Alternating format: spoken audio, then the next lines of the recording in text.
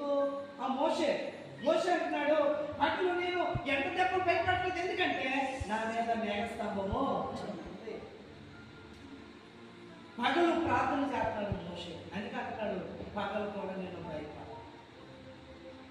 మధ్యాహ్నం పాడు చేయు రోగముకైనను నేను భయపడ. మధ్యాహ్నం ఏం చేస్తాడు మోషే? ప్రార్థన చేస్తాడు. రాత్రి వేళ కలుగు భయంకైనా నేను భయపడినంటాడు. రాత్రి కాల సమయంలో ఏం చేస్తాడు మోషే? ప్రార్థన చేస్తాడు. చీకట్లో సంచరించే తెగులకైనా నేను భయపడింది.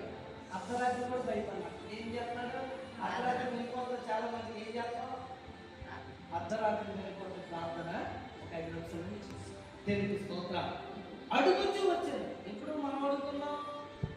ముద్దుకుపోయిన తర్వాత అడుగుతున్నాం, సమస్య ఎక్కువైపోయిన తర్వాత దేవుణ్ణి అడుగుతున్నాం, శ్రమ మనల్ని ముంచిన తర్వాత అడుగుతున్నాం, సముద్ర తరంగాలు మనల్ని ముంచినప్పుడు